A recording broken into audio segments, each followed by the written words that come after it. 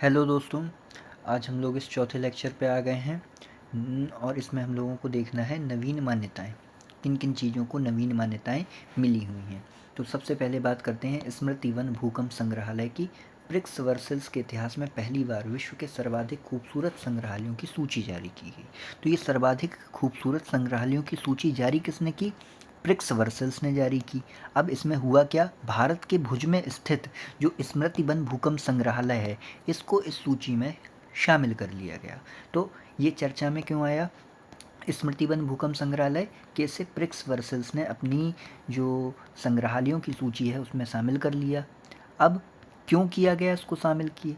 भुज में आए विनाशकारी भूकंप में अपनी जान गंवाने वाले लोगों को श्रद्धांजलि अर्पित करने के लिए ये स्मृति वन भूकंप संग्रहालय बनाया गया था। उद्घाटन इसका प्रधानमंत्री जी ने 2022 में किया था। विशेषता क्या है? आधुनिक भारत में अब तक का निर्मित सबसे बड़ा स्मारक और संग्रहालय है। ठीक, स्मृति भूकंप स्मारक में विश्व का सबसे बड़ा मियावाकी वन स्थित है। तो ये दो बड़ी विशेषताएं इस भूकंप संग्रहालय के बारे में आपको याद रखनी है। 300 वर्षों से अधिक पुरानी भुजिया किले के साथ भी ये क्षेत्र साझा करता है। बहुत इंपॉर्टेंट ये बात नहीं है। वास्तुकार इसके कौन है? राजीव कठपालिया है। तो ये वास्तुकार का नाम याद रखना है और वर्तमान में इसे ब्रिक्स वर्सल्स की जो सूची है उसमें शामिल किया गया है। अब हम लोग चलते हैं ब्रिक्स वर्सल्स के बारे में देख लेते हैं। ब्रिक्स वर्सल्स विश्व वास्तुकला, तो ये क्या कर रहा है? ब्रिक्स वर्सल्स विश्व वास्तुकला और डिजाइन अवार्ड के रूप में इसे जाना जाता है। वर्ष 2015 में प्रतिवर्ष यूनेस्को द्वारा ब्रिक्स वर्सल्स वास्तुशिल्प प्रतियोगिताओं की एक श्रृंखला आयोजित की जाती है। तो ये आयोजित कौन करता है? यूनेस्को करता है। तो ब्रिक्स वर्सल्स का दर्जा या ब्रिक्स वर्सल्स जो वास्तुकला डिजाइन अवार्ड होता है उसको जारी करने का काम यूनेस्को करता है। अब विश्व का सबसे ऊंचा मल्टी स्पैन पुल। मल्टी स्पैन क्या होता है? ये जैसे मान लो पुल है, पुल के पास कुछ सपोर्ट सिस्टम लगा दिए जाते हैं, इनको बोला जाता है स्पैन। ये जो होते हैं इन्हें बोला जाता है स्पैन। तो ये अगर दो लगा दिए जाएंगे तो मल्टी स्पैन हो जाएगा। तो विश्व का सबसे ऊंचा मल्टी स्पैन पुल ब्रांगसा पुल वर्ल्ड बुक ऑफ रिकॉर्ड्स द्वारा लद्दाख स्थित ब्रांगसा पुल को विश्व के सबसे ऊंचे मल्टी स्पैन पुल के रूप में मान्यता दे दी गई है, जो श्योक नदी पर स्थित है। तो ब्रांगसा पुल है कहाँ पे स्थित? श्योक नदी, लद्दाख में। और इसे वर्ल्ड बुक ऑफ रिकॉर्ड्स में विश्व के सबसे ऊंचे मल्टी स्पैन पुल के रूप में मान्यता मिल गई है। सेला सुरंग भारत की सबसे ऊंची सुरंग है। 13,000 फीट ऊंची सुरंग है ये सेला सुरंग। इंटरनेशनल बुक ऑफ ऑनर द्वारा सेला सुरंग को भारत में सबसे ऊंची सुरंग के रूप में मान्यता मिल गई है। तो ये दो मान्यताएं आपको याद रखनी है। अब हम लोग चलते हैं आगे। यूनेस्को ने शीर्ष विरासत पर्यटन स्थल किसे घोषित किया गया है? पश्चिम बंगाल को। तो पश्चिम बंगाल के पर्यटन क्षेत्र को अंतर्राष्ट्रीय मान्यता मिली है क्योंकि यूनेस्को ने इसे हेरिटेज पर्यटन के लिए शीर्ष गंतव्य घोषित कर दिया है। तो ये चीज़ आपकी परीक्षा के लिए ज़रूरी है। पट्टेदा अंचू साड़ी को जीआई टैग मिला है। तो पट्टेदा अंचू साड़ी को जीआई टैग मिला है, ये कर्नाटक का है। तो कर्नाटक से ये रिलेटेड है। जीआई टैग अधिनियम कब आया था? 1999 में आया था। लागू कब से हुआ था? 2003 से आया था। सर्वाधिक जीआई टैग किस राज्य को मिले हुए हैं? उत्तर प्रदेश को मिले हैं। इसके बाद तमिलनाडु का नंबर आता है, फिर कर्नाटक का नंबर आता है। अब हम लोग बढ़ते हैं आगे। नवीन अधिनियमों के बारे में देख लेते हैं। भारतीय वायुयान अधिनियम 2024 1 जनवरी 2025 से ये लागू हो जाएगा। तो नए साल में ये अधिनियम लागू हो चुका है। पुराने विमान अधिनियम 1934 की इसने जगह ली है। सबसे इंपॉर्टेंट बात है ये कि कौन से अधिनियम की इसने जगह ली है? विमान अधिनियम 1934 की। नया अधिनियम मेक इन इंडिया के अनुरूप कार्य करेगा। त्रिभुवन सहकारी विश्वविद्यालय, यहाँ से क्वेश्चन आने की संभावनाएं बहुत ज़्यादा हैं। स्थापना के लिए विधेयक प्रस्तुत किया गया था। ग्रामीण प्रबंधन संस्थान आनंद गुजरात में त्रिभुवन सहकारी विश्वविद्यालय स्थापित कर दिया गया है। ठीक, गृह मंत्री अमित शाह ने वर्ष 2021 में सबसे पहले राष्ट्रीय सहकारी विश्वविद्यालय की योजना की घोषणा 2021 में की थी। इसी के तहत त्रिभुवन सहकारी विश्वविद्यालय आनंद गुजरात में बन गया है। ओके, अब ग्रामीण प्रबंधन संस्थान के बारे में देख लेते हैं जो आनंद में स्थापित है।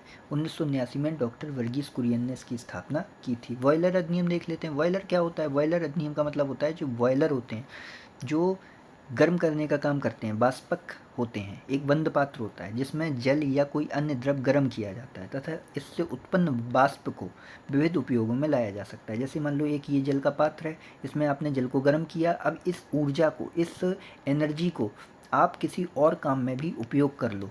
यानी इससे जो वाष्प है उसको विविध उपयोगों में लाया जा सके, ऐसे पात्रों को बॉयलर्स कहा जाता है जो इस तरीके के काम करते हैं। अब बॉयलर अधिनियम 1923 में आया था, ये अप्रासंगिक हो गया था, इसीलिए बॉयलर अधिनियम 2025 लाना पड़ा। 4 अप्रैल 2025 को राष्ट्रपति द्वारा मंजूरी मिल गई, इतना इंपॉर्टेंट नहीं है। बॉयलर एवं बॉयलर घटकों के निर्माण, स्थापना, परिचालन, बदलाव और मरम्मत संबंधी विनिमय करेगा। ये केंद्रीय बॉयलर्स बोर्ड का गठन कर दिया जाएगा। राज्य सरकारें बॉयलर निरीक्षक रख सकेंगी। सबसे बड़ी बात है ये, पहले राज्य सरकारें बॉयलर निरीक्षक नहीं रख सकती थीं, केंद्र की सहमति उसमें लेनी पड़ती थी। निजी व्यक्ति भी कर सकेंगे निरीक्षण और प्रमाणन। अगर मान लो कि कोई बॉयलर है, इसके बारे में प्रमाण देना है कि ये सही है या नहीं है, प्रमाणित करना है, तो निजी व्यक्ति भी अब उसको प्रमाणित कर सकेंगे। तो ये 2 महत्वपूर्ण बदलाव आए हैं। अब संविधान की समवर्ती सूची में शामिल है बॉयलर्स। ठीक, चलो ठीक है। अनुपालन, डिजाइन और ड्राइंग का निरीक्षण तथा प्रमाणन निर्माण से पहले जरूरी है। परिचालन से पूर्व 12 महीने के लिए अनिवार्य पंजीकरण होगा, जिसका पुनः नवीकरण कराना संभव है।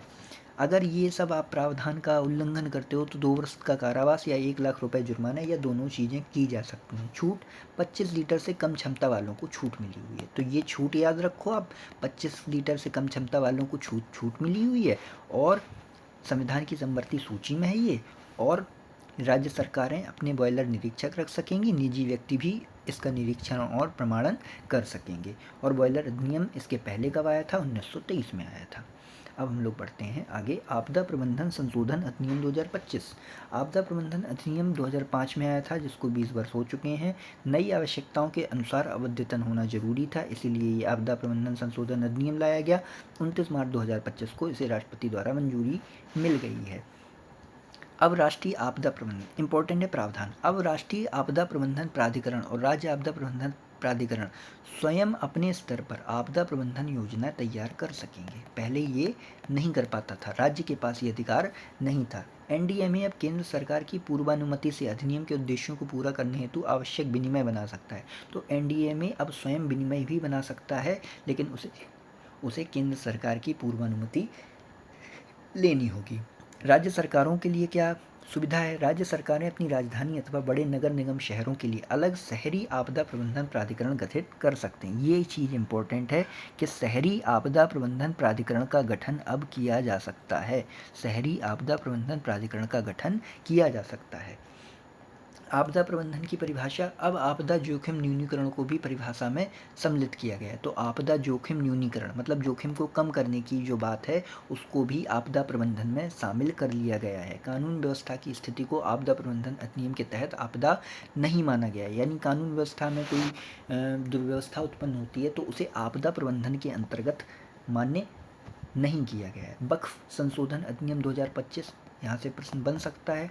वक्फ का अर्थ है किसी व्यक्ति द्वारा अपनी चल या अचल संपत्ति को उन कार्यों के लिए स्थायी रूप से समर्पित करना जो मुस्लिम कानून के अनुसार परोपकारी या धार्मिक है। ये चीज़ आपके लिए ज़रूरी है।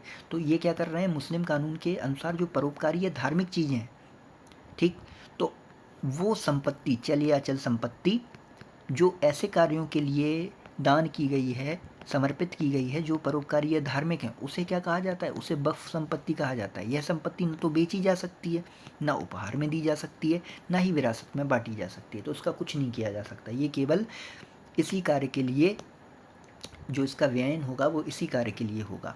अब एक बार वक्फ घोषित हो जाने पर संपत्ति हमेशा के लिए परोपकारी उद्देश्यों के लिए सुरक्षित हो जाती है। अब पहला वक्फ अधिनियम कब आया था? 1954 में आया था। लेटेस्ट अधिनियम कब आया? 2025 में आया। नए अधिनियम ने कौन से अधिनियम को संशोधित किया? 1995 वाले को किया। तो ये चीज़ें, कुछ चीज़ें हैं ना, आपको याद रखनी है। पहला वक्फ अधिनियम आएगा, आप बता दोगे 1954 में आएगा। ठीक, अभी वर्तमान में जो 2025 में अधिनियम लाया गया, इसने कौन से अधिनियम को संशोधित किया? 1995 वाले को किया।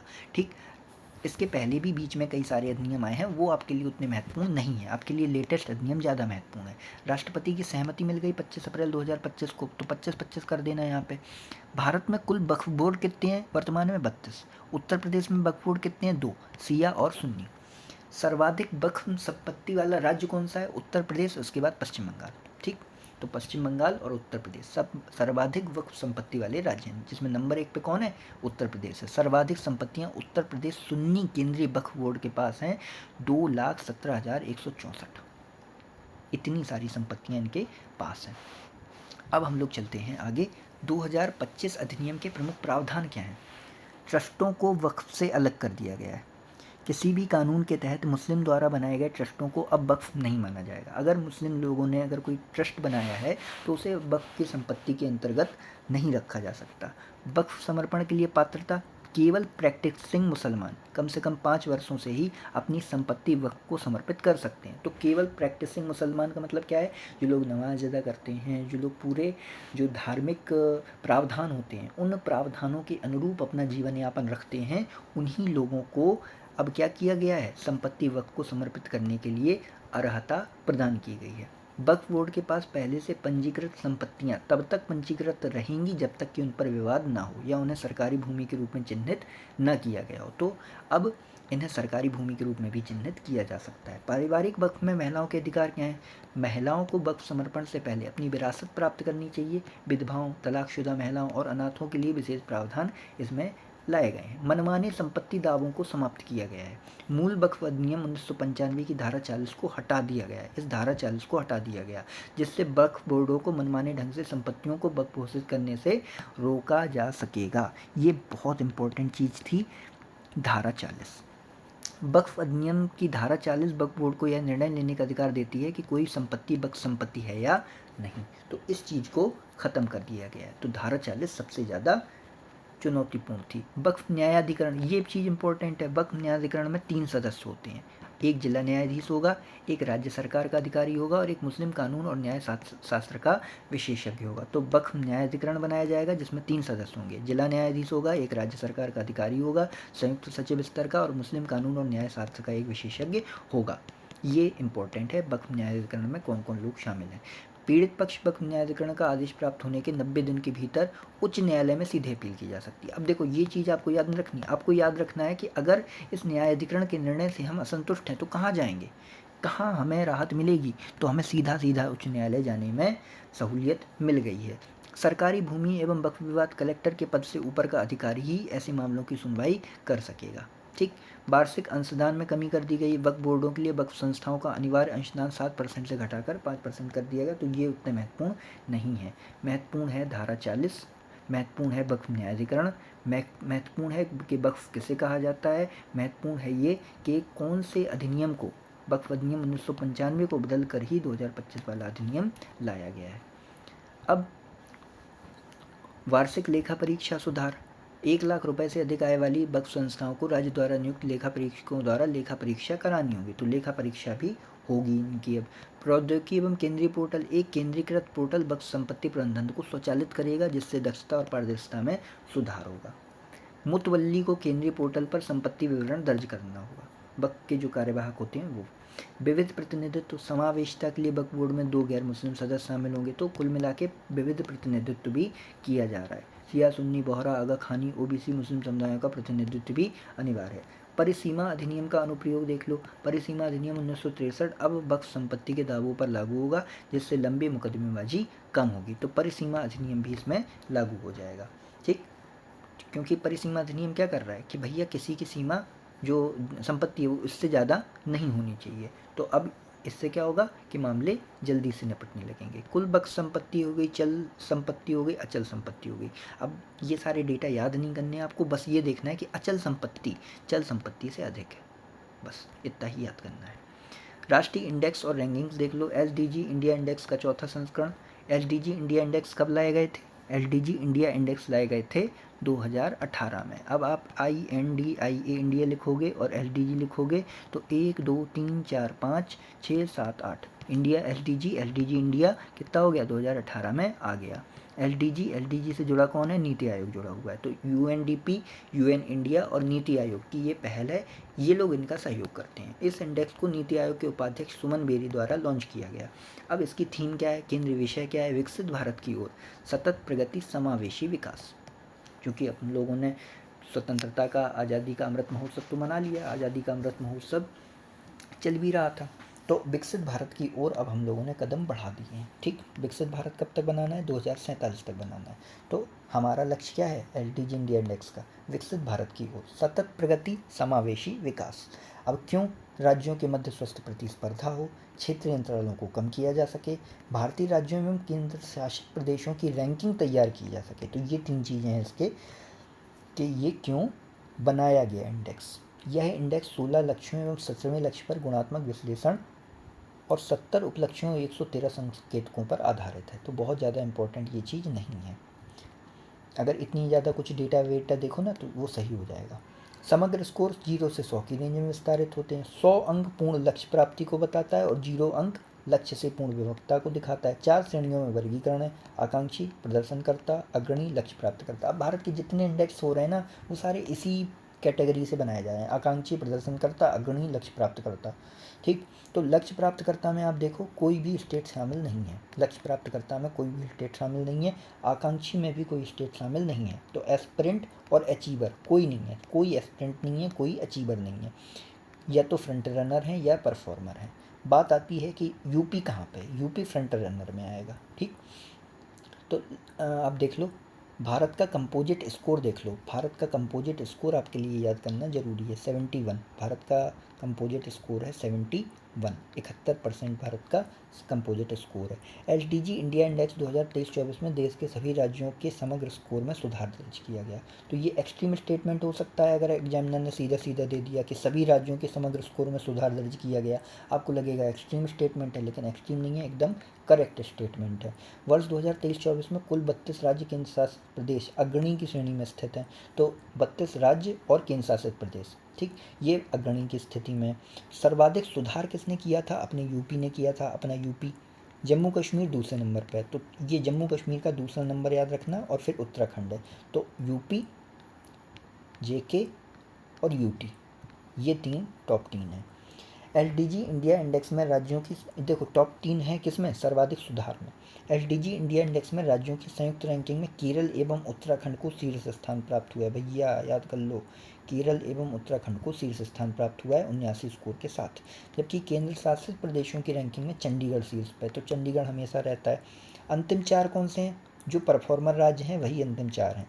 तो बिहार सबसे लास्ट है, इसके बाद झारखंड और नागालैंड, मेघालय 25वें नंबर पे है संयुक्त रूप से। यूपी की रैंक क्या है? यूपी 18वें पे है और यूपी फ्रंट रनर के अंतर्गत आता है। तो एसडीजी इंडिया इंडेक्स के बारे में आपको शॉर्ट में क्या क्या याद रखना है? सबसे पहले निकालता कौन है? नीति आयोग निकालता है। फिर इसके बाद 2018 में सबसे पहले निकाला गया था। इसके लिए वही इंडेक्स हैं जो एसडीजी के इंडेक्स हैं, जो ग्लोबल रूप से एसडीजी के इंडेक्स हैं। इसके बाद यूपी का क्या परफॉर्मेंस है? 18वीं रैंक है। भारत में रैंकिंग क्या है? भारत में रैंकिंग के मामले में क्या? केरल और उत्तराखंड शीर्ष में है, केरल उत्तराखंड शीर्ष में है।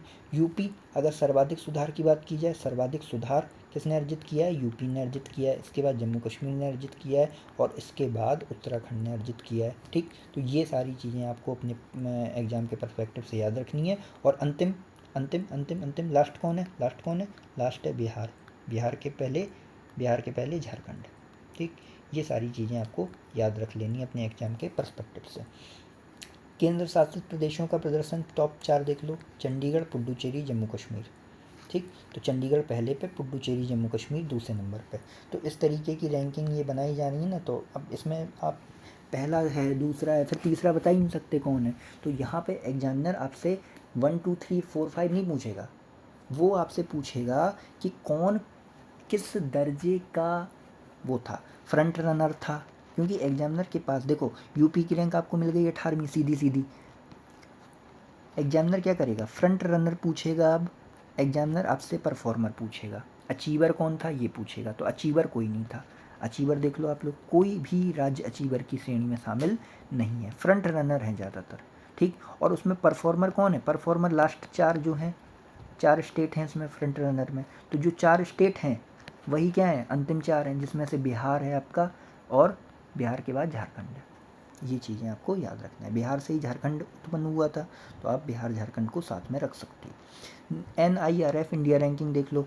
नेशनल इंस्टीट्यूशनल रैंकिंग फ्रेमवर्क की शुरुआत 29 सितंबर 2015 को हुई। अब ये NIRF क्या है? 2015 से शुरू हुआ। NIRF ranking. ठीक, NIRF रैंकिंग है तो 1 2 3 4 5। NIRF रैंकिंग कब हो गई? 2015 में हो गई, ख़त्म बात।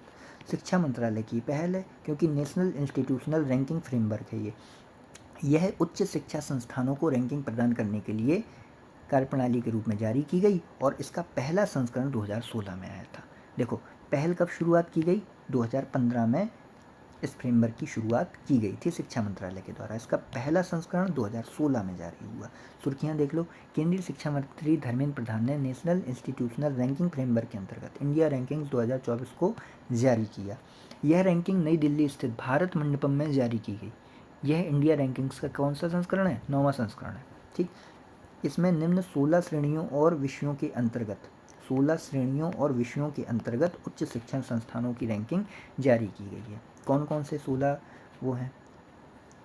तो समग्र, कॉलेज, विश्वविद्यालय, अनुसंधान संस्थान, नवाचार और 3 नवीन श्रेणियां हैं, राज्य सार्वजनिक विश्वविद्यालय, मुक्त विश्वविद्यालय, कौशल विश्वविद्यालय। तो जो नई श्रेणियां हैं वो आपको याद रखना ज़्यादा जरूरी है।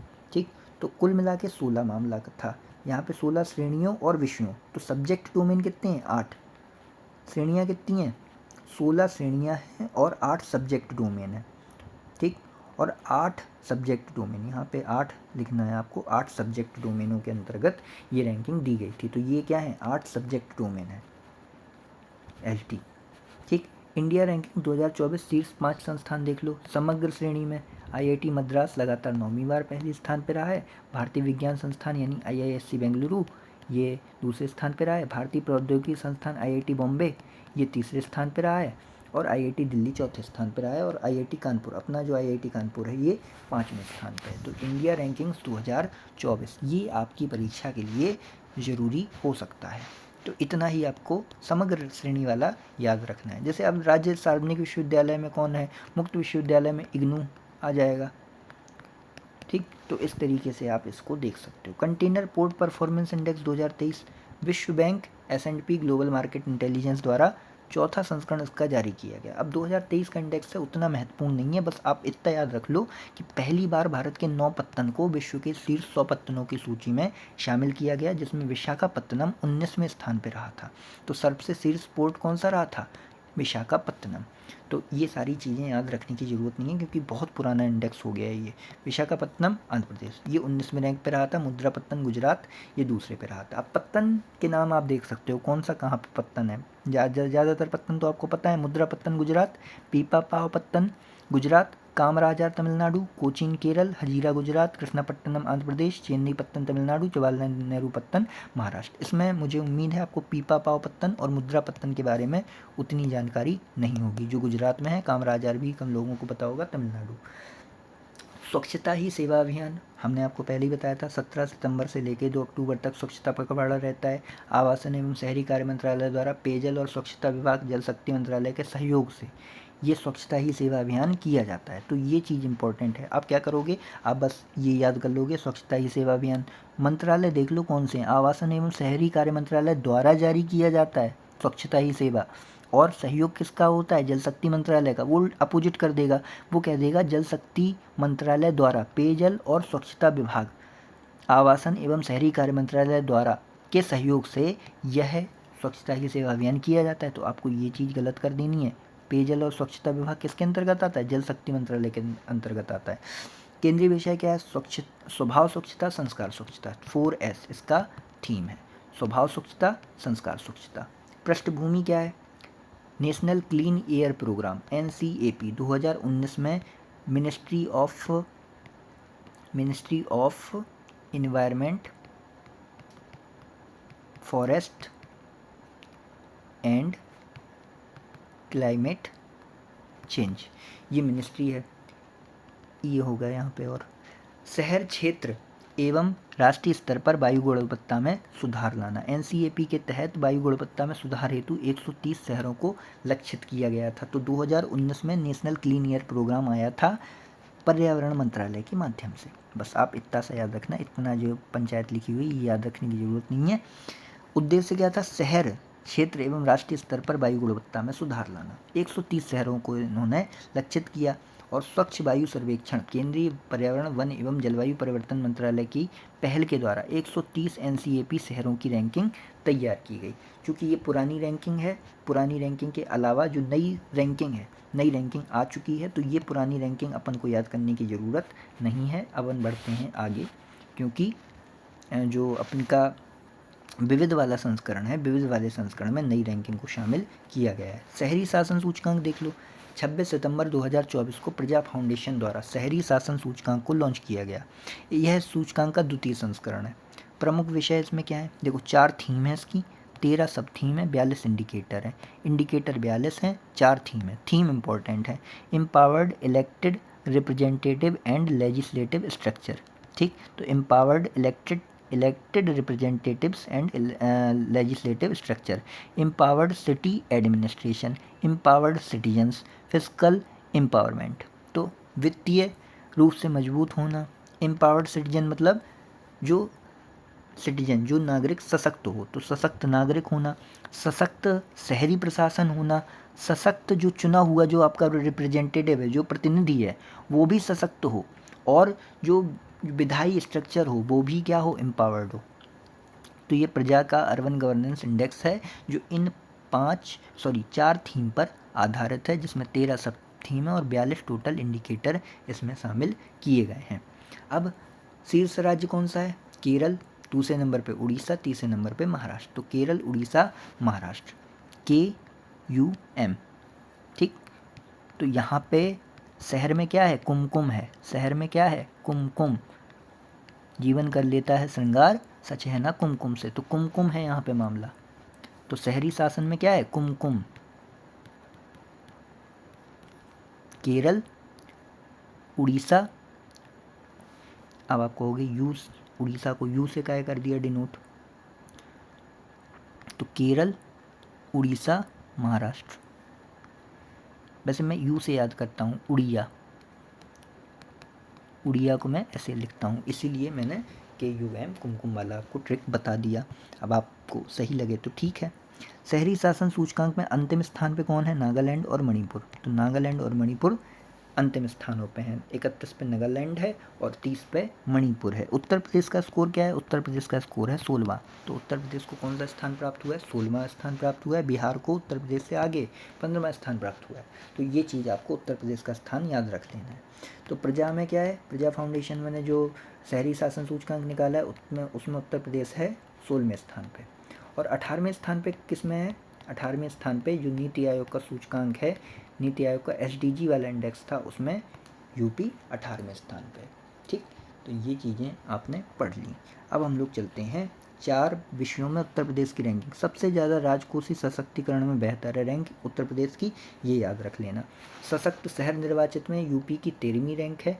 प्रतिनिधि और विधायी शहर प्रशासन में 24वीं है और सशक्त नागरिक में 24वीं है। तो सबसे अच्छी रैंकिंग उत्तर प्रदेश की किस में है, राजकोषीय सशक्तिकरण के मामले में आई है। सागर अंकलन 27 फरवरी 2025। Mumbai logistic port performance index. देखो जो भी इंडेक्स निकल रहे हैं, तो इंडेक्स की डेट आपको याद नहीं रखनी है कि आप इंडेक्स की डेट के पीछे पढ़ो कि ये इंडेक्स कब निकाला गया था, क्योंकि इंडेक्स में डेट से महत्वपूर्ण चीज़ें क्या हैं, इंडेक्स के आंकड़े। तो एग्जामिनर इतना भी वो नहीं है कि आपसे वो इंडेक्स की डेट पूछने लगे कि इंडेक्स कब निकाला गया था, तो ये डेट याद रखने की ज़रूरत नहीं है आपको बस इतना याद रखना है कि सागर अंकलन लॉजिस्टिक पोर्ट परफॉर्मेंस इंडेक्स, जो लॉजिस्टिक पोर्ट परफॉर्मेंस इंडेक्स है, मतलब पोर्ट का मतलब क्या है, एक पोर्ट से दूसरे पोर्ट तक सामान पहुंचाने में आपको कितनी लागत आती है, इसको निकालने के लिए, इसका पता करने के लिए लॉजिस्टिक पोर्ट परफॉर्मेंस इंडेक्स निकाला जा रहा है। लॉन्च किसने किया, सर्बानंद सोनोवाल ने किया। उद्देश्य क्या है, भारत के बंदरगाहों की दक्षता, प्रतिस्पर्धात्मकता और लॉजिस्टिक प्रदर्शन का मूल्यांकन करना, ये सागर अंकलन का आधार है। ठीक, अब हम लोग चलते हैं आगे। लीड्स 2024 रिपोर्ट देख लो। सर्वेक्षक कौन है, केंद्रीय वाणिज्य एवं उद्योग मंत्रालय का उद्योग संवर्धन एवं आंतरिक व्यापार विभाग, DPIIT जिसको बोलते हैं, DPIIT। प्रथम संस्करण वर्ष 2018 में आया था। लीड्स का प्रथम संस्करण 2018 में आया था। जारीकर्ता कौन है, केंद्रीय वाणिज्य एवं उद्योग मंत्री पीयूष गोयल ने इसको जारी किया। लीड्स क्या है, भारत में राज्य केंद्र शासित प्रदेश के स्तर पर लॉजिस्टिक प्रणालियों की समीक्षा करना। तो ये भी क्या है, लीड्स लॉजिस्टिक प्रणालियों की समीक्षा कर रहा है, मतलब एक स्थान से दूसरे स्थान को पहुँचाने में सामान में क्या लागत आती है, कितनी लागत आती है, इसका जो रिपोर्ट है या इसकी रिपोर्टिंग है या इसका प्रतिवेदन है, ये कौन जारी करता है, लीड्स जारी करता है। तो उत्तर प्रदेश किस श्रेणी में, अचीवर श्रेणी में है। आजकल सारी रैंकिंग ये अचीवर, फ्रंट रनर, इसमें आकांक्षी वाकांक्षी में कर दी हैं, तो थोड़ा सा रैंक स्थापित करना मुश्किल हो जाता है। इस रिपोर्ट में 17 धारणा आधारित संकेतों को 4 प्रमुख स्तंभों के अंतर्गत वर्गीकृत किया गया है। तो विजन आई से ये उठाया है। लीड्स के प्रमुख मापक आधार कौन है? संधारणीय लॉजिस्टिक्स, परिचालन और विनियामकीय परिवेश, ठीक, परिचालन और विनियामकीय परिवेश, लॉजिस्टिक सेवाएं, लॉजिस्टिक अवसंरचना। तो लॉजिस्टिक अवसंरचना, लॉजिस्टिक सेवाएं, परिचालन और विनियामकीय परिवेश, संधारणीय लॉजिस्टिक्स, ये किसके आधार हैं? लीड्स के प्रमुख मापक आधार हैं। परिणाम क्या रहे? राज्यों के शासित प्रदेशों की श्रेणियां, इन्हें निम्नलिखित 4 समूहों में वर्गीकृत किया गया। तटीय, स्थलरुद्ध, पूर्वोत्तर, केंद्र शासित प्रदेश। अब राज्यों को भी अलग अलग श्रेणी में वर्गीकृत कर दिया गया। देखो, इस वर्गीकरण का फ़ायदा ये होता है कि जो राज्य पिछड़े हुए होते हैं उन्हें ये दिखा दिया जाता है कि नहीं, आप स्थलरुद्ध मामले में अच्छा काम कर रहे हो। और देखो, भूगोल का बहुत बड़ा हाथ होता है, भूगोल बहुत महत्वपूर्ण होता है ये निर्धारित करने में कि कौन राज्य कैसा प्रदर्शन करेगा। अब किसी राज्य के पास संसाधन नहीं है तो किस बिना पे वो है अच्छा प्रदर्शन करके देगा। कम संसाधनों में जो संसाधन उसके पास मौजूद हैं उनमें ही वो बेहतर कर रहा है, यही उसके प्रदर्शन का या यही उसकी रैंकिंग का आधार होना चाहिए। तो राज्यों, केंद्र शासित प्रदेशों की श्रेणियाँ थी तटीय, स्थलरुद्ध, पूर्वोत्तर और केंद्र शासित प्रदेश। इसके अलावा प्रदर्शन के आधार पर इन्हें अचीवर्स, फास्ट मूवर्स, एस्पायर्स का टैग प्रदान किया गया। अब आपको ज़रूरी क्या है? आपको ज़रूरी है ये याद रखना कि यूपी कहाँ पे है। यूपी आप पहले ही देख चुके हो, अचीवर श्रेणी में है, ठीक। तो अचीवर्स में गुजरात, हरियाणा, असम, चंडीगढ़ ये सारे टॉप राज्य हैं। गुजरात, हरियाणा, असम ये सारे टॉप राज्य हैं। फास्ट मूवर्स में आंध्र प्रदेश, बिहार, हिमाचल प्रदेश हैं। एस्पायर्स में केरल है। केरल एस्पायर्स में, ये सबसे बड़ी खासियत है इस इंडेक्स की, यानी केरल में जो लागत लगती है एक सामान को दूसरे स्थान पर पहुंचाने में, वो ज़्यादा लगती है। तो एस्पायर्स श्रेणी में है केरल और पश्चिम बंगाल। अब हम लोग चलते हैं आगे। सामाजिक सुरक्षा डेटा पूलिंग अभ्यास, प्रथम चरण देख लो। क्यों? भारत सरकार द्वारा सामाजिक सुरक्षा कवरेज का व्यापक मूल्यांकन करने हेतु। अब देखो, हुआ ये कि जो दुनिया भर के इंडेक्स होते हैं, दुनिया भर के इंडेक्स में भारत की सामाजिक सुरक्षा के कवरेज को कम दिखाया गया। तो भारत ने कहा नहीं, हमारा कवरेज क्या है, कम नहीं है, हमारा कवरेज ज़्यादा है। तो हमने अपनी तरफ से एक सामाजिक सुरक्षा डेटा पूलिंग अभ्यास किया गया, ताकि हम अपने डेटा को शो करके ये दिखा दें कि नहीं, भारत में सामाजिक सुरक्षा के जो आंकड़े हैं वो वैश्विक आंकड़े जो बताए जा रहे हैं, वैश्विक डेटा जो बताया जा रहा है, उससे कई ज़्यादा अधिक सामाजिक सुरक्षा भारतीय जो पॉलिसी है उसके माध्यम से लोगों को प्राप्त हो रही है। तो ये सारी चीज़ आप पढ़ लेना। पहलकर्ता कौन है? श्रम एवं रोजगार मंत्रालय है, ठीक। पहले चरण में 10 राज्यों को शामिल किया गया, जिसमें उत्तर प्रदेश भी शामिल था। निष्कर्ष क्या निकला? 65% लोग सामाजिक सुरक्षा कवरेज के अंतर्गत आते हैं, जबकि ILO क्या कह रहा था?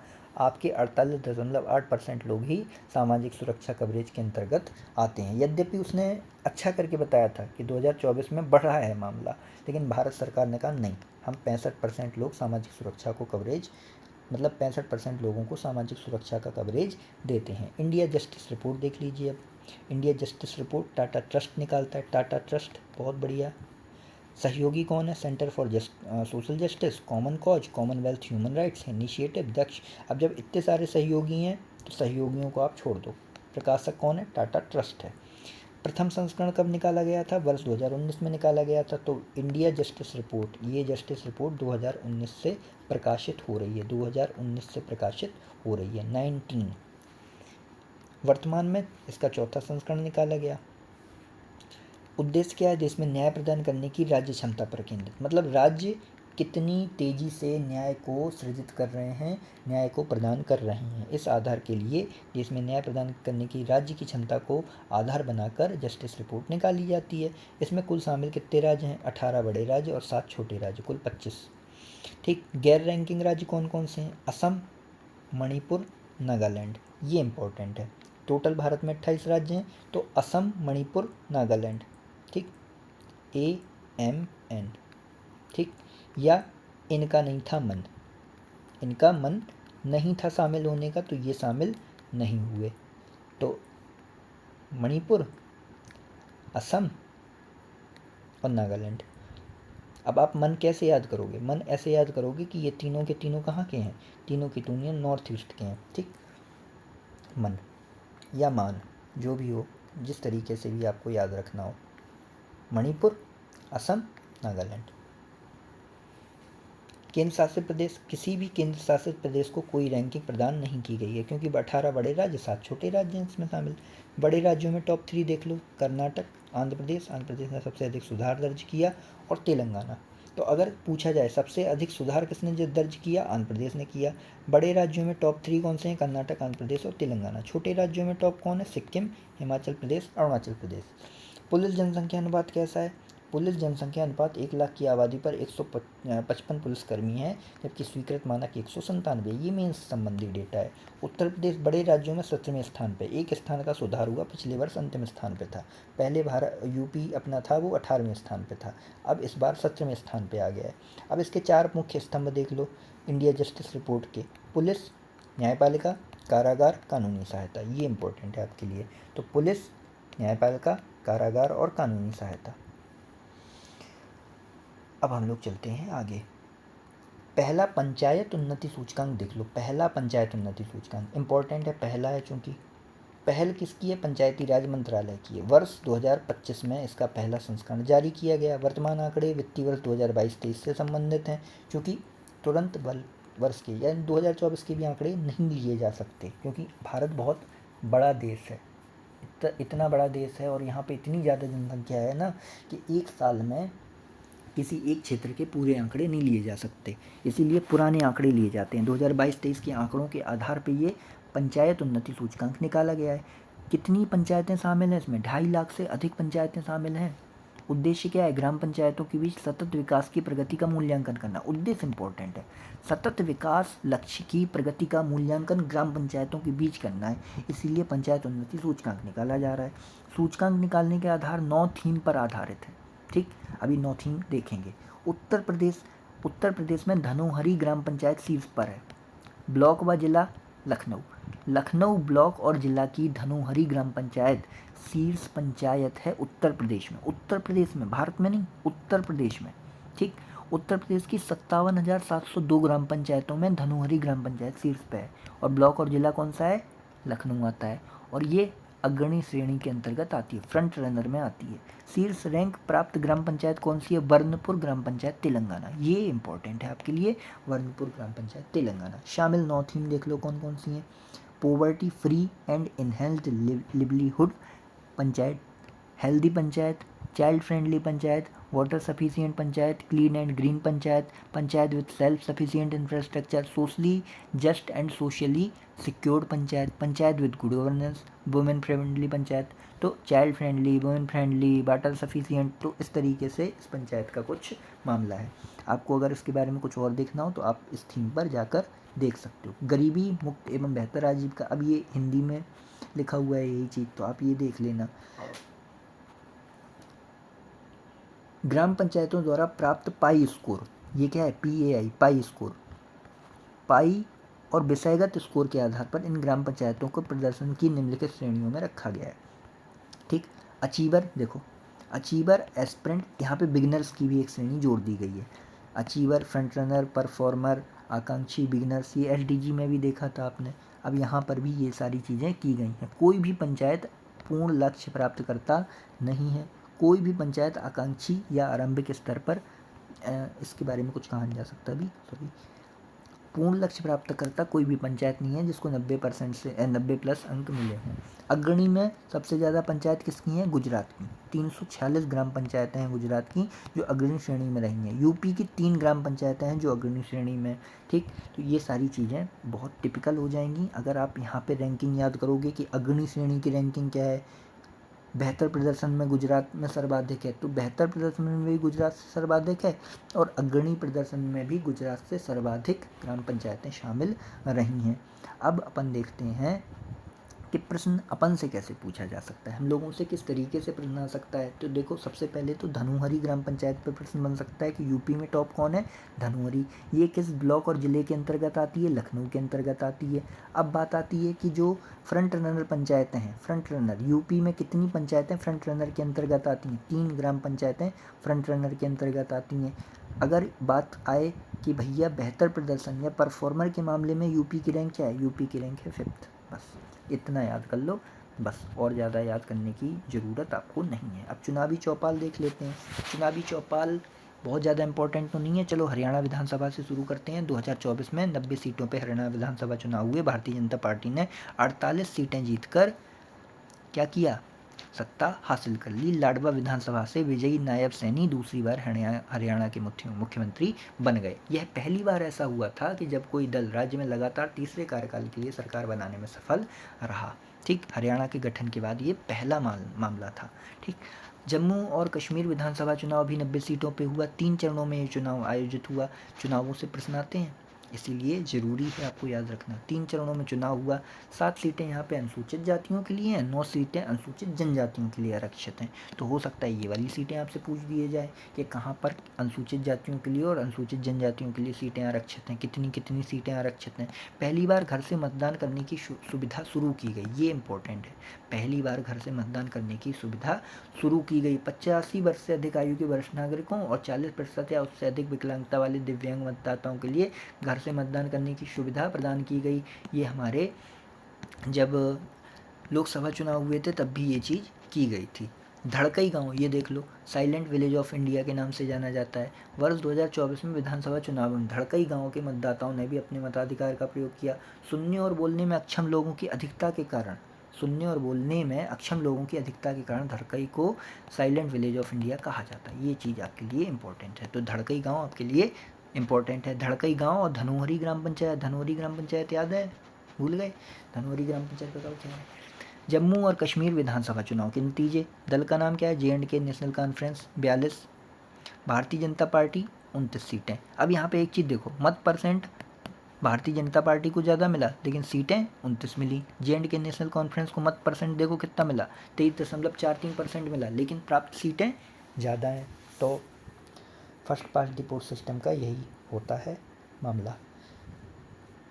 झारखंड विधानसभा चुनाव 81 सीटों पे लड़ा गया। देखो अभी तक अपने हरियाणा देखा, हरियाणा कितनी सीटों पे लड़ा गया? 90 सीटों पे।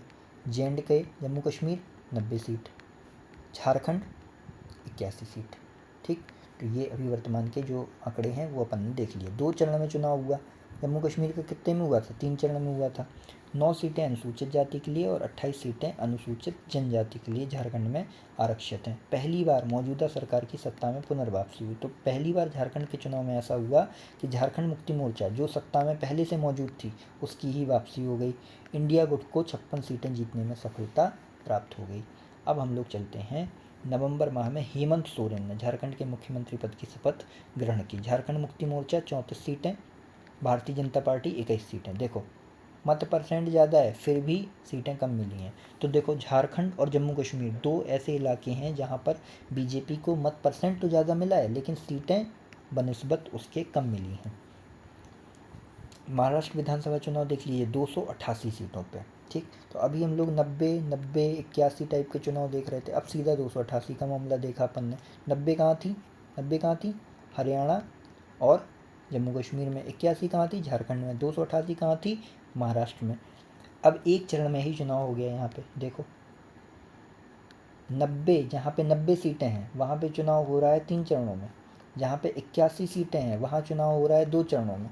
और जहाँ पे 288 सीटें हैं वहाँ चुनाव हो रहा है 1 चरण में। देखो तो अंधेर देखो। 29 सीटें अनुसूचित जाति और 25 सीटें अनुसूचित जनजाति के नाम हैं। 28 कहाँ पे हैं? 28 झारखंड में है। ठीक, 9 कहाँ पे हैं? 9 जम्मू कश्मीर में है। ठीक, तो ये सारी चीज़ें आप एक बार देखते रहना। देखो यहाँ पे आपको दिखा देते हैं, 9 सीटें अनुसूचित जनजातियों के लिए आरक्षित हैं। 7 और 9, 7 सीटें SC और 9 सीटें, और यहाँ पे 9 सीटें अनुसूचित जाति के लिए हैं और यहाँ पर 29 सीटें अनुसूचित जाति के लिए हैं। तो 7 कहाँ पे हैं? कश्मीर में 7 सीटें हैं। 9 सीटें कहाँ पे हैं? झारखंड में 9 सीटें हैं। और 29 सीटें कहाँ पे हैं? 29 सीटें महाराष्ट्र में हैं। ओके, भारतीय जनता पार्टी के नेतृत्व वाले महायुति गठबंधन ने 235 सीटों पर विजय प्राप्त की, जबकि विपक्षी महाविकास अघाड़ी को 50 सीटों। तो ये याद करने की ज़रूरत नहीं है। महाराष्ट्र में यहाँ पे 132 सीटें भारतीय जनता पार्टी को मिली, चूँकि यहाँ पे जो मत प्रतिशत था वो भी बीजेपी को ही ज़्यादा मिला था, इसीलिए मत प्रतिशत का जिक्र यहाँ पे नहीं किया है। तो 132 सीटें भारतीय जनता पार्टी को मिली। राष्ट्रीय राजधानी क्षेत्र दिल्ली के विधानसभा चुनाव 2025, ये सबसे ज़्यादा इम्पोर्टेंट है। कुल सीटें यहाँ पे 70 हैं, 12 अनुसूचित जाति हेतु हैं, अनुसूचित जनजाति हेतु संभवतः एक भी नहीं है। नतीजे 8 फरवरी 2025 को आए। भारतीय जनता पार्टी की 26 वर्षों के बाद सत्ता में वापसी हुई और रेखा जी यहाँ पर मुख्यमंत्री बन गई। दिल्ली विधानसभा चुनाव के नतीजे देख लीजिए। 48 सीटें मिली, 45.56% मत परसेंट था। तो मत परसेंट भी ज़्यादा है, सीटें भी ज़्यादा हैं। ठीक, आम आदमी पार्टी को 22 सीटें मिली। रेखा गुप्ता जी ने राष्ट्रीय राजधानी क्षेत्र दिल्ली की 9वीं मुख्यमंत्री के रूप में शपथ ली। 9वीं मुख्यमंत्री हैं वो, और तीसरी महिला मुख्यमंत्री हैं। ठीक, पहली थी शीला जी, फिर इसके बाद सुषमा स्वराज जी, और फिर रेखा जी। अब आप कहोगे रेखा जी तीसरी नहीं है, रेखा जी हैं चौथी, क्योंकि तीसरी कौन बन गई थी? तीसरी कौन बनी थी? आतिशी बनी थी तीसरी, तो ये रेखा जी चौथी हैं। ठीक, भारतीय जनता पार्टी के विजेंद्र गुप्ता ने दिल्ली विधानसभा के अध्यक्ष का पदभार ग्रहण किया। तो विजेंद्र गुप्ता क्या बन गए हैं? विधानसभा के अध्यक्ष। अब हम लोग चलते हैं नवीन ऐप्स, पोर्टल, वेबसाइट, डिजिटल पहल। राष्ट्र पर्व वेबसाइट और मोबाइल ऐप। देखो, राष्ट्र पर्व क्या है? राष्ट्र के ऊपर पर्व मनाया जा रहा है। तो 25 दिसंबर 2024 को रक्षा सचिव राजेश कुमार सिंह ने पूर्व प्रधानमंत्री अटल बिहारी वाजपेयी की जयंती और सुशासन दिवस के अवसर पर राष्ट्र पर्व वेबसाइट और मोबाइल ऐप लॉन्च कर दिया। तो राष्ट्र पर्व वेबसाइट और मोबाइल लॉन्च क्या करेगा? रक्षा मंत्रालय द्वारा विकसित यह ऐप राष्ट्रीय कार्यक्रमों जैसे गणतंत्र दिवस, बीटिंग रिट्रीट, स्वतंत्रता दिवस के आयोजन को पारदर्शी और नागरिक केंद्रित बनाने के उद्देश्य से शुरू किया गया है। तो बहुत ज़्यादा इम्पोर्टेंट है नहीं, लेकिन हाँ, ये देश के सम्मान के लिए एक बहुत अच्छी चीज़ है। अन्न चक्र और स्कैन पोर्टल क्या है? श्री प्रहलाद जोशी ने अन्न चक्र सार्वजनिक वितरण प्रणाली, अन्न चक्र क्या है? सार्वजनिक वितरण प्रणाली, आपूर्ति श्रृंखला अनुकूलन उपकरण और SCAN पोर्टल लॉन्च कर दिया। ठीक, ये क्या है? अन्न चक्र। अन्न चक्र है सार्वजनिक वितरण प्रणाली की आपूर्ति श्रृंखला का अनुकूल करना। तो ये क्या है? ये एक पोर्टल है जिसके माध्यम से PDS आपूर्ति श्रृंखला लॉजिस्टिक्स को अनुकूलित करना है, ताकि आप तक आपका जो सामान है वो आप तक पहुंच जाए। विकासकर्ता कौन है? WFP और FIIT दिल्ली। मुख्य विशेषताएं क्या है? उन्नत एल्गोरिदम का उपयोग कर रूट अनुकूलन, FOIS और PM गतिशक्ति प्लेटफॉर्म के साथ एकीकरण करना है, ताकि जो अनाज है, जो जिस क्षेत्र के लिए अनाज भेजा जा रहा है, वो उसी क्षेत्र में पहुँचे। ठीक, तो PDS आपूर्ति श्रृंखला लॉजिस्टिक्स को अनुकूलित करना। भारत पोल पोर्टल 7 जनवरी 2025 को नई दिल्ली के भारत मंडपम में गृह एवं सहकारिता मंत्री अमित शाह द्वारा इसका उद्घाटन किया गया। भारत पोल पोर्टल का इंटरपोल के माध्यम से अंतर्राष्ट्रीय सहायता प्राप्त करने के लिए केंद्रीय जांच ब्यूरो द्वारा इसको विकसित किया गया। तो भारत पोल पोर्टल क्या है? पोल कोई पोल नहीं कराना, इसमें सीधी जाँच करानी है भैया, इंटरपोल से जाँच करानी है, और CBI ने इस पोर्टल को विकसित कर दिया है। अमित शाह जी ने इसका उद्घाटन कर दिया है, भारत मंडपम से इसका उद्घाटन हो गया है 7 जनवरी 2025। ठीक, 7 जनवरी को एकदम जेम्स बॉन्ड बनेगा ये पोर्टल। सहकार टैक्सी, सहकार ऐप आधारित टैक्सी सेवाएं ओला और उबर की तर्ज पर घोषणा केंद्रीय गृह एवं सहकारिता मंत्री अमित शाह के द्वारा की गई है। सहकार टैक्सी की घोषणा, तो सहकार मंत्री है ना, तो सहकार मंत्री अमित शाह जी हैं, तो यही इस ऐप आधारित टैक्सी सेवा को लॉन्च करेंगे। तो ओला और उबर का एक निष्पक्ष और ओला और उबर का एक निष्पक्ष और सहकारी आधारित विकल्प प्रदान करना है। तो ये क्या है? ये विकल्प प्रदान कर रही है ओला और उबर का। स्वरेल, भारतीय रेलवे द्वारा लॉन्च सुपर ऐप ग्राहकों की सुविधा हेतु। ठीक, तो सुपर ऐप है ये ग्राहकों की सुविधा हेतु स्वरेल। अब ये क्या करेगा? स्वरेल ऐप भारतीय रेलवे द्वारा विकसित किया गया है। ये क्या करेगा? जैसे आप रेल की यात्रा कर रहे हो, तो आपको कुछ सामान खरीदना है, कुछ मंगाना है, तो उस तरीके से आप स्वरेल के माध्यम से ये चीज़ें ट्रेन के अंदर चीज़ें मंगा सकते हो। एंटिटी लॉकर क्या है? भारत सरकार द्वारा हाल ही में लॉन्च डिजिटल प्लेटफॉर्म है व्यावसायिक दस्तावेजों के प्रबंधन और सत्यापन को सरल बनाने के लिए। तो एंटिटी मतलब हमारा जो डॉक्यूमेंट वगैरह है, ये हमारा एंटिटी है, और इसको लॉक कर दो। हमारी जो धरोहर है या हमारी जो संपत्ति है उसको लॉक कर दो। तो व्यावसायिक दस्तावेजों के प्रबंधन और सत्यापन को सरल बनाने के लिए एंटिटी लॉकर की शुरुआत की गई है। राष्ट्रीय ई गवर्नेंस विभाग द्वारा इसको विकसित किया गया है। PT 365 स्पेशल देख लो। परिसीमन आयोग के आदेशों की भी न्यायिक समीक्षा संभव हो सकेगी। अब EVM पोर्टेबल माइक्रो कंट्रोलर उपकरण पहली बार EVM के साथ वीवीपैट किस चुनाव में आयोजित किए गए? गोवा विधानसभा चुनाव में आयोजित किए गए। पहली बार लोकसभा में वीवीपैट 17वीं लोकसभा में आयोजित किए गए। पहली बार लोकसभा में वीवीपैट 17वीं लोकसभा में शुरू किए गए। अनुच्छेद 329 भी क्या है? संसद के किसी सदन या किसी राज्य के विधानमंडल के सदन या किसी सदन के लिए कोई निर्वाचन ऐसे प्राधिकारी को और ऐसी रीति से जैसा समुचित विधानमंडल द्वारा बनाई गई विधि द्वारा या उसके अधीन उपबंधित किया जाए, निर्वाचन याचिका प्रस्तुत किए जाने के सिवाय प्रश्नगत नहीं किया जाएगा। यानी चुनाव घोषणा के पश्चात कोर्ट निर्वाचन प्रक्रिया में दखल नहीं दे सकता है।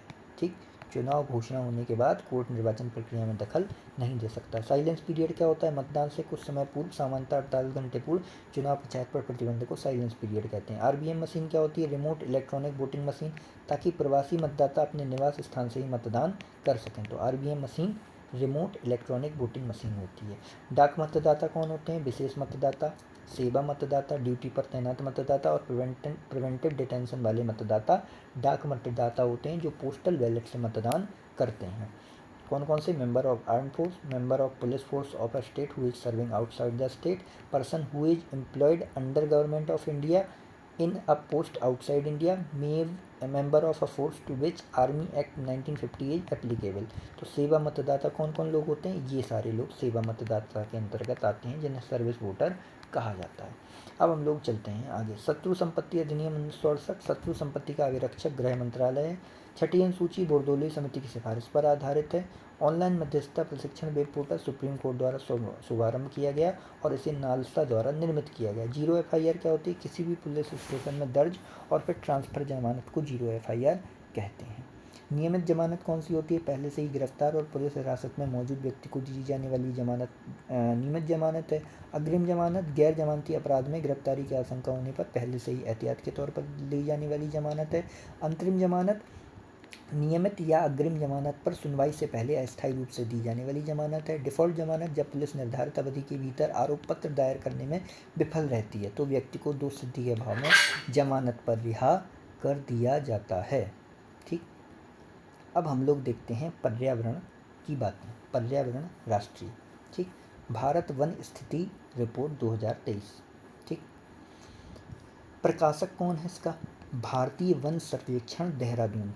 प्रत्येक 2 वर्ष में इसका प्रकाशन किया जाता है। आंकड़े सुदूर संवेदन आधारित उपग्रह मानचित्रण के आधार पर लिए जाते हैं। प्रथम रिपोर्ट कब निकली थी? वर्ष 1987 में निकली थी। वर्तमान रिपोर्ट 18वीं रिपोर्ट है जो अक्टूबर 2021 से लेकर दिसंबर 2021 तक के आंकड़े को शामिल करती है। जारीकर्ता कौन है? भूपेंद्र यादव जी हैं। राष्ट्रीय वन नीति 1988 के अनुसार देश के 1/3 अथवा 33.33% क्षेत्र में वन अथवा वृक्षारोपण होना आवश्यक है। प्रीलिम्स में आपका प्रश्न बन गया। 33.33% क्षेत्र में वृक्षारोपण, वनावरण अथवा वृक्षारोपण होना आवश्यक है। ये किस वन नीति में बताया गया है? 1988 की राष्ट्रीय वन नीति में बताया गया है। ISFR 2023 के प्रमुख निष्कर्ष देख लो, बहुत जरूरी हैं ये। वनावरण देश के कितने प्रतिशत भाग में है? 21.76% भाग में है। 71.53 मिलियन हेक्टेयर क्षेत्र में वनावरण है। 21.76%, 21.76%। वृक्षावरण कितने भाग में है? 3.41% में वृक्षावरण है। कुल वनावरण एवं वृक्षावरण कितने पे? कुल वनावरण एवं वृक्षावरण है 25.17% पे। पिछली बार 24 था, इस बार 25 हो गया, तो थोड़ा याद रखना ये डेटा, ये पूछा जा सकता है। 25.17%। अब आप कहोगे ऐसे याद कैसे रखें? तो भैया ISFR 2023, ठीक, ये आया कब है? 2025 में आया है, तो भारत में 25 हो गया सब मामला, तो 25.17% मामला हो गया है। तो भारत में 2025 में जो वनावरण एवं वृक्षावरण है वो भी लगभग 25% हो गया है। तो 25.17% आप याद रखना, ठीक है। 25.17, 25 क्या हो गया? 17 आ गया, 25.17 यानी 25.17। वनों एवं वनों के बाहर के वृक्षों का वृद्धिमान स्टॉक कितना है? 6429.64 मिलियन घन मीटर। ठीक, झाड़ियों का क्षेत्रफल देश में कितना है? 1.33%। ठीक, तो झाड़ियों का क्षेत्रफल इतना है, 1.33%। परसेंट वाला मामला इसमें याद रखना आप लोग, क्योंकि अगर डेटा दिया जाएगा कि इतने वर्ग किलोमीटर, इतने वर्ग किलोमीटर, तो तो वो सबके लिए बहुत ज़्यादा दुर्लभ रहेगा, बहुत ज़्यादा कठिन रहेगा। ठीक, तो ये कुल वनावरण एवं वृक्षावरण का ये डेटा याद कर लो बस, 82.74 मिलियन हेक्टेयर। ये हो सकता है आपसे पूछ लिया जाए, क्योंकि PCS इस समय क्या कर रहा है, सरप्राइज कर रहा है। कुछ भी सरप्राइज कर सकता है, जहाँ पे वो परसेंटेज पूछता है वहाँ पे हो सकता है वो डेटा पूछ ले। तो 82.74 मिलियन हेक्टेयर आप याद रखना। मिलाने को आएगा तो सबसे ज़्यादा वनावरण होगा, ठीक, सॉरी, सबसे ज़्यादा कुल वनावरण एवं वृक्षावरण होगा, इसके बाद वनावरण होगा, इसके बाद वृक्षावरण होगा। तो ऐसे आप इसको मिला सकते हो। तो ये चीज़ थोड़ा सा याद रख लेना, 82.74 मिलियन हेक्टेयर। अब बढ़ते हैं हम लोग आगे आगे। वृद्धि आंकड़े देख लो। वनावरण में वृद्धि हुई है, 156.41 वर्ग किलोमीटर की वृद्धि हुई है ISFR 2021 की तुलना में। मिजोरम में सबसे ज़्यादा वृद्धि हुई है, ठीक, तो मिजोरम में सबसे ज़्यादा वृद्धि देखने को मिली है। अब आप कहोगे कि ये 156.41 वर्ग किलोमीटर बता रहे हो और यहाँ पे मिजोरम में 241 वृद्धि बता रहे हो, ऐसा कैसे हो सकता है?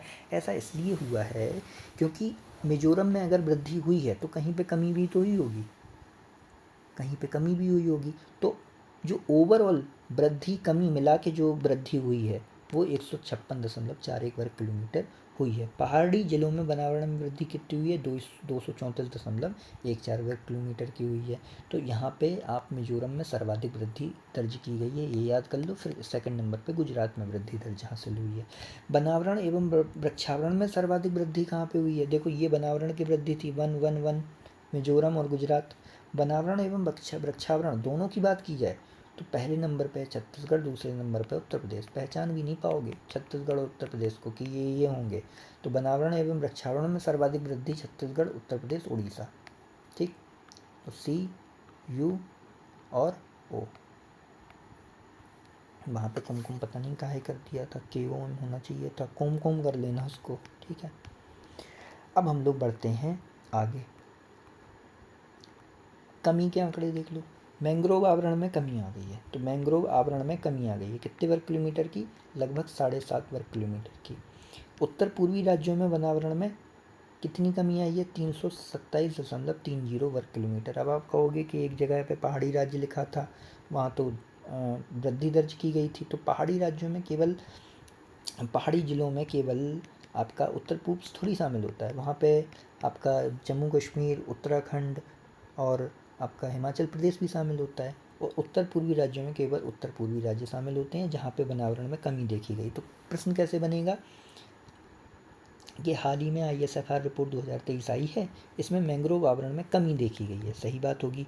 उत्तर पूर्वी राज्यों में वनावरण में कमी नहीं देखी गई है, तो गलत हो जाएगा, क्योंकि उत्तर पूर्वी राज्यों में वनावरण में कमी देखी गई है। तो ये चीज़ आप याद रखना। वनावरण में कमी, यद्यपि समग्र वनावरण में कमी नहीं हुई, लेकिन वनावरण कमी के मामले में शीर्ष राज्य कौन है जिसमें सर्वाधिक कमी देखी गई? तो मध्य प्रदेश, आंध्र प्रदेश, ठीक। तो मध्य प्रदेश और आंध्र प्रदेश ने क्या किया, यहाँ पे कमी आ गई, ठीक। तो माते, वनावरण में कमी क्या हो गई? माते हो गई। और यहाँ पे क्या हो गया? वनावरण में वृद्धि का क्या हो गई? MGO, ठीक। NGO की जगह पे आपका क्या कर देना है? MGO कर देना है, MGO। तो ये क्या हो गए? मिजोरम, ये गुजरात और ये उड़ीसा। हालांकि ऐसी ट्रिक काफ़ी कामदायक होती नहीं है, वहाँ पे गुजरात की जगह आपको गोवा भी याद आ सकता है।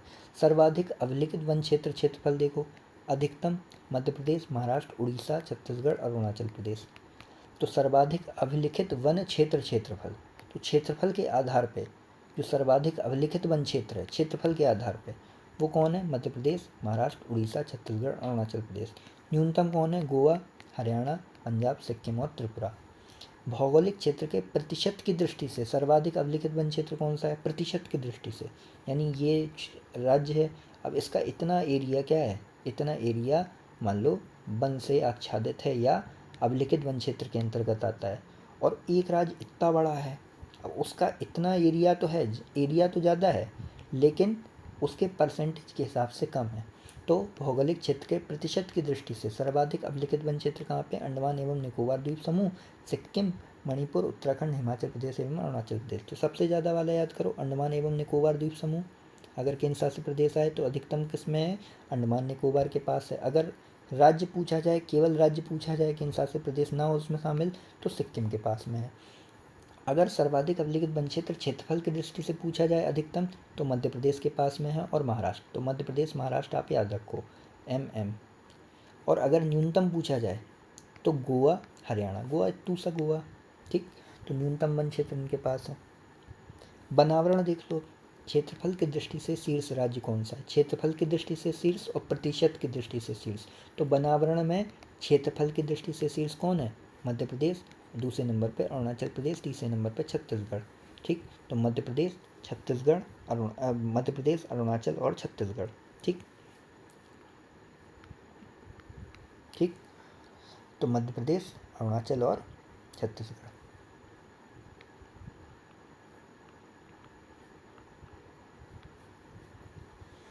मिजोरम, अरुणाचल प्रदेश और मेघालय। प्रतिशत की दृष्टि से शीर्ष कौन है, मिजोरम, अरुणाचल प्रदेश और मेघालय। देखो मिजोरम वो राज्य है जहाँ पे सर्वाधिक बनावरण में वृद्धि हुई है, सर्वाधिक बनावरण क्षेत्रफल में वृद्धि हुई है। तो प्रतिशत की दृष्टि से मिजोरम शीर्ष हो गया, क्षेत्रफल की दृष्टि से मध्य प्रदेश शीर्ष हो गया। और ये कमी के मामले में अगर आप देखो कि बनावरण में सर्वाधिक कमी किस राज्य में हुई, तो मध्य प्रदेश में हुई। ये सारी चीज़ें आप फैक्ट अपने दिमाग में रखना। अरुणाचल प्रदेश देखो, अरुणाचल प्रदेश क्षेत्रफल की दृष्टि से भी शीर्ष है और प्रतिशत की दृष्टि से भी शीर्ष है। छत्तीसगढ़ तीसरे नंबर पे क्षेत्रफल की दृष्टि से, और यहाँ पे मेघालय है शीर्ष, ठीक। तो ये चीज़ें आप याद रखना, मिजोरम, अरुणाचल, मेघालय, यहाँ मध्य प्रदेश, अरुणाचल और छत्तीसगढ़। अब वृक्षावरण में क्षेत्रफल की दृष्टि से शीर्ष, प्रतिशत की दृष्टि से शीर्ष। क्षेत्रफल की दृष्टि से शीर्ष कौन है वृक्षावरण में, महाराष्ट्र। तो महाराष्ट्र में सबसे ज़्यादा पेड़ लगाए जा रहे हैं, फिर राजस्थान में, फिर उत्तर प्रदेश में। तो उत्तर प्रदेश तीसरे नंबर पर है यहाँ पे, ये चीज़ आपको याद रखना है। यहाँ पे प्रतिशत की दृष्टि से केरल में वृक्षावरण सबसे ज़्यादा है, फिर गोवा और फिर छत्तीसगढ़, ठीक। तो केरल, गोवा, छत्तीसगढ़। गोवा तो आपको याद ही रहेगा, बहुत सारे पेड़ हैं वहाँ पे। केरल, गोवा, छत्तीसगढ़। कुल वनावरण एवं वृक्षावरण में क्षेत्रफल की दृष्टि से और प्रतिशत की दृष्टि से मामला देखा जाए तो वही मामला आता है, मध्य प्रदेश, अरुणाचल प्रदेश। पहले नंबर पे मध्य प्रदेश, दूसरे नंबर पे अरुणाचल प्रदेश। यहाँ पे भी वही मामला आता है, पहले नंबर पे मिजोरम, दूसरे नंबर पे अरुणाचल प्रदेश। बस तीसरे नंबर पे मामला यहाँ पे मेघालय है, यहाँ पर भी मेघालय है, लेकिन यहाँ पर मामला बदल जाता है, यहाँ पे आ जाता है महाराष्ट्र, क्योंकि वनावरण एवं वृक्षावरण की बात की जा रही है। क्योंकि वृक्षावरण में सर्वाधिक महाराष्ट्र है, इसीलिए महाराष्ट्र तीसरे नंबर पे कूद के आ जाता है यहाँ पे, ठीक। तो चलो अब हम लोग पढ़ते हैं आगे, इसको पढ़ लेना, 2-3 बार पढ़ोगे अपने आप याद हो जाएगा। ISFR 2023 में 17 राज्य संघीय क्षेत्र में उनके भौगोलिक क्षेत्र का 33% से अधिक भाग वनाच्छादित है। तो 17 राज्य और केंद्र शासित प्रदेश ऐसे हैं जहाँ पे 33% से अधिक भाग वनाच्छादित है, जबकि इनमें से 8 राज्य एवं संशासित क्षेत्र ऐसे हैं जिनके भौगोलिक क्षेत्र का 70% से अधिक भूभाग आच्छादित है वन से। वर्तमान आकलन के अनुसार 19 राज्यों संघीय क्षेत्रों में 33% से अधिक भौगोलिक क्षेत्र वनावरण एवं वृक्षावरण के अंतर्गत आता है। अब आप कंफ्यूज हो गए होंगे, ठीक।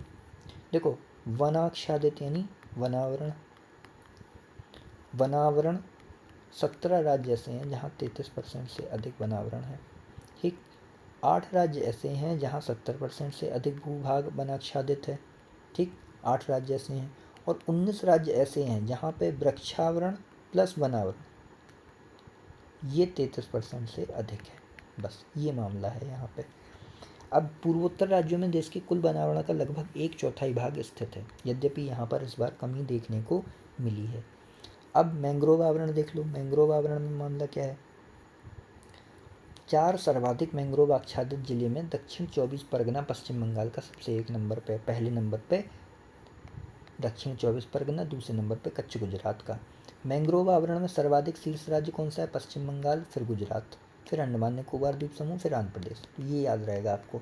पश्चिम बंगाल में पता ही है आपको, सुंदरी के वृक्ष पाए जाते हैं, मैंग्रोव आवरण के लिए जाने जाते हैं, तो पश्चिम बंगाल। फिर गुजरात, गुजरात में कच्छ की खाड़ी और वो सब जो खंबात की खाड़ी हैं ये सब मैंग्रोव के लिए जाने जाते हैं। तो गुजरात, पश्चिम बंगाल और गुजरात शीर्ष पे हैं। अंडमान निकोबार द्वीप समूह, आंध्र प्रदेश भी आप याद रख लोगे। देखो अब मैंग्रोव आवरण में खुले मैंग्रोव सबसे ज़्यादा हैं, फिर सघन मैंग्रोव हैं, फिर अति सघन मैंग्रोव हैं। तो खुले मैंग्रोवों की संख्या सबसे ज़्यादा है, फिर सघन मैंग्रोव हैं, फिर अति सघन मैंग्रोव हैं, ठीक।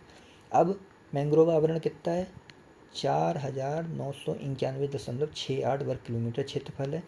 और यह देश के कुल भौगोलिक क्षेत्रफल का 0.15% है और इस बार मैंग्रोव आवरण में कमी देखने को मिली है। देश के कुल मैंग्रोव आवरण में पश्चिम बंगाल के दक्षिण 24 परगना जिले का योगदान 41.85% है। तो अकेला जो ये परगना है ना, ये 41.85% भाग कवर करता है पूरे भारत के मैंग्रोव का। ठीक। विश्व में मैंग्रोव का सर्वाधिक क्षेत्र कहाँ पे? एशिया में। बस अब हम लोग देख लेते हैं कुछ सामान्य बातें। ISFR 2023 में देश के वृद्धिमान स्टॉक में 262.32 मिलियन हेक्टेयर यानी 4.25% की लगभग वृद्धि दर्ज की गई। राज्यों संघीय क्षेत्रों में वनों में सर्वाधिक वृद्धिमान स्टॉक अरुणाचल प्रदेश, उत्तराखंड, छत्तीसगढ़ में पाया गया, जबकि TOF में सर्वाधिक वृद्धिमान स्टॉक महाराष्ट्र में आकलित किया गया। ठीक। तो TOF का मतलब क्या होता है? ट्री ऑक्यूपाइड जो फॉरेस्ट होते हैं, TOF का मतलब होता है ट्री ऑक्यूपाइड फॉरेस्ट। ऐसे फॉरेस्ट यहाँ पर बहुत सारे वृक्ष आच्छादित हैं। ठीक। तो वृद्धिमान स्टॉक में TOF में सर्वाधिक वृद्धिमान स्टॉक महाराष्ट्र में आकलित किया गया है। यानी पहले कुछ एरिया था जहाँ पे टी ऑक्यूपाइड थे, अब क्या हुआ कि अगली बार जब हुआ तो एक की जगह पे 2 वृक्ष आ गए। ओके, इस तरीके से यहाँ पे वृद्धिमान स्टॉक की बात की जा रही है। ठीक। वनों में क्या हुआ? सर्वाधिक वृद्धिमान स्टॉक, यानी वन थे, वनों में कैसे वृद्धिमान स्टॉक हुआ? अब वन कुछ और मात्रा में बढ़ गए। तो वृद्धिमान स्टॉक की बात की जाए तो स्टॉक बढ़ गया किसका? अरुणाचल प्रदेश का। सर्वाधिक वृद्धिमान स्टॉक अरुणाचल का हुआ। ठीक। तो ये चीज़ आपको अपने एग्जाम के पर्सपेक्टिव से याद रख लेनी है। समग्रता सर्वाधिक वृद्धिमान स्टॉक अरुणाचल प्रदेश का रहा है। तो नंबर 1 वाला याद रखना, बस इसमें नंबर 1 वाला ही आपका सारा काम आसान कर देगा। ठीक। अब हम लोग चलते हैं आगे। ISFR 2021 में वनों में कार्बन स्टॉक इतना था, अब इतनी की वृद्धि हो गई है। ठीक। तो कुल मिला के वृद्धि हो रही है इन सब मामलों में। राज्यों के संदर्भ में अरुणाचल प्रदेश में सर्वाधिक कार्बन स्टॉक विद्यमान है। तो सर्वाधिक कार्बन स्टॉक कहाँ पे विद्यमान है? अरुणाचल प्रदेश में। इस दृष्टि से मध्य प्रदेश दूसरे तथा छत्तीसगढ़ तीसरे स्थान पर है। ISFR 2023 उत्तर प्रदेश, ये इंपॉर्टेंट है आपके लिए। अब लिखित वन क्षेत्र कितना है? 17,435 वर्ग किलोमीटर। भौगोलिक क्षेत्रफल का 7.24% है ये, और भारत के कुल क्षेत्रफल का वन क्षेत्र का 2.25% है। तो ये चीज़ और ये चीज़ आपको याद रखनी है। अवलिखित वनों में 66.37% आरक्षित वन है। तो सर्वाधिक जो अवलिखित वन है उनमें सर्वाधिक संख्या किसकी है? आरक्षित वनों की है।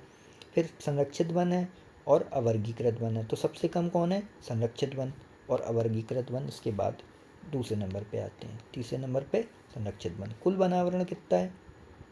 15,045.80 वर्ग किलोमीटर, जो राज्य के कुल भौगोलिक क्षेत्र का 6.24% है। देखो अवलिखित वन क्षेत्र कितने हैं? अवलिखित वाले कितने हैं? 7.24%। वनावरण वाले कितने हैं? वनावरण 6.24%। अब इसमें देखो अति सघन वन 1.12%, मध्यम सघन वन 1.66% और खुले वन 3.46। तो खुले वन की संख्या ज़्यादा है, फिर मध्यम सघन वन है, फिर अति सघन वन है। ठीक। तो खुले जैसे मैंग्रोव का मामला था ना, खुले सघन फिर अति सघन, ऐसे इसका मामला है। कुल वृक्षावरण कितना है? 3.72%, 9.996% ये कुल वनावरण एवं वृक्षावरण हो गया। तो लगभग 10% वनावरण एवं वृक्षावरण यूपी ने हासिल कर लिया है। झाड़ियाँ कितनी हैं? 0.27%। तो झाड़ियाँ इसमें काउंट नहीं की जाती हैं। ISFR 2021 के आंकड़ों की तुलना में राज्य में वनावरण में 118.43 वर्ग किलोमीटर की वृद्धि हुई। ये दशमलव है, 0.43 वर्ग किलोमीटर की वृद्धि हुई। अब सर्वाधिक वनावरण क्षेत्र वाले राज्य देख लो और सर्वाधिक वनावरण प्रतिशत वाले जिले देख लो। ठीक, सर्वाधिक वनावरण क्षेत्र वाले जिले और सर्वाधिक वनावरण प्रतिशत वाले जिले। तो सोनभद्र यहाँ पे मामला ठीक है। फिर यहाँ पे लखीमपुर खीरी क्षेत्र, खीरी का क्षेत्र देखो कितना बड़ा है, चंदौली का क्षेत्र इतना सा है। ठीक। फिर इसके बाद मिर्ज़ापुर में ये देखो यहाँ पे क्षेत्र बढ़ गया, यहाँ पे श्रावस्ती में एक ही जगह पे क्षेत्र बढ़ा। ठीक। तो यहाँ पे 2 जगह पे क्षेत्र बढ़ गया। तो सोनभद्र, यहाँ पे सोनभद्र था, लखीमपुर खीरी ने क्षेत्र बढ़ा लिया, फिर मिर्ज़ापुर ने यहाँ पे ऊपर क्षेत्र बढ़ा लिया अपना, तो श्रावस्ती। तो ये तरीका आप याद रखने का कर लोगे। सर्वाधिक बनावट क्षेत्र वाले जिले सोनभद्र, लखीमपुर खीरी, मिर्जापुर। यहाँ पे प्रतिशत वाले जिलों में सोनभद्र, चंदौली, श्रावस्ती। अब न्यूनतम बनावट क्षेत्र वाले जिले भदोही, संत रविदास नगर, मऊ, संभल। देखो इतने से हैं, भदोही, मऊ, संभल। फिर इसके बाद न्यूनतम बनावट प्रतिशत वाले जिले संभल, भदोही, मैनपुरी। ठीक, तो आपको क्या करना है, न्यूनतम बनावट क्षेत्र वाले जिलों में सबसे पहले भदोही या संत रविदास नगर को याद रखो, फिर उसके बाद मऊ और उसके बाद संभल। लेकिन प्रतिशत वाले मामले में आए तो संभल से शुरू करो, संभल से भदोही जाओ। ठीक, संभल, भदोही, मैनपुरी। तो ये न्यूनतम बनावट प्रतिशत वाले जिलों की बात हो गई। ठीक है, तो अभी हम लोग इतना ही रखते हैं, आगे के लिए कल का लेक्चर करते हैं। तब तक के लिए thank you very much for discussion.